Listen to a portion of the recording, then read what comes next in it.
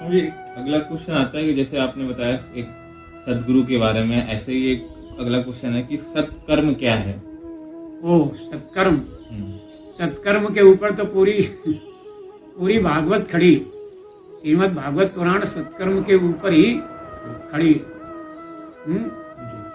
भक्ति है ये दो पुत्र हैं, ज्ञान और वैराग्य हैं, और दोनों मूर्छित पड़े हैं, और भक्ति रो रही कि हमारे दोनों पुत्र जो है मूर्छित हैं और मैं जवान हूँ।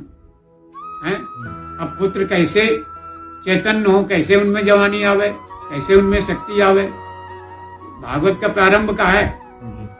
तो वहां ये हुआ, नारद जी आए, नारद जी से पूछा कि नारद जी बताइए, ये हमारे पुत्र हैं ज्ञान वैराग्य और मैं जवान हूँ, तरुणी हूँ, और ये मूर्छित पड़े, इसका इलाज क्या है?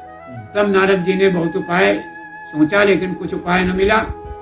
फिर उनको उसमें प्रकरण है कि ये हुआ कि तुम सत्कर्म करो, तो ये ज्ञान और वैराग्य जीवित हो। तो सत्कर्म के माने वही है जो कभी असत न हो सके। तो पूछा गया कि ज्ञान यज्ञ करो। क्या करो? ज्ञान यज्ञ करो। ज्ञान यज्ञ करो माने तत्व ज्ञान की चर्चा करो, ब्रह्म सत्र करो। ज्ञान यज्ञ लिखा होता, हम इसकी बात नहीं कर रहे हैं। ज्ञान यज्ञ का मतलब ही यही होता है कि जिसमें जीव को अपने स्वरूप का बोध हो जाए।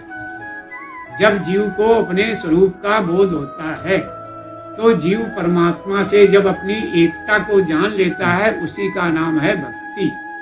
भक्ति किसी क्रियाकलाप का नाम नहीं है।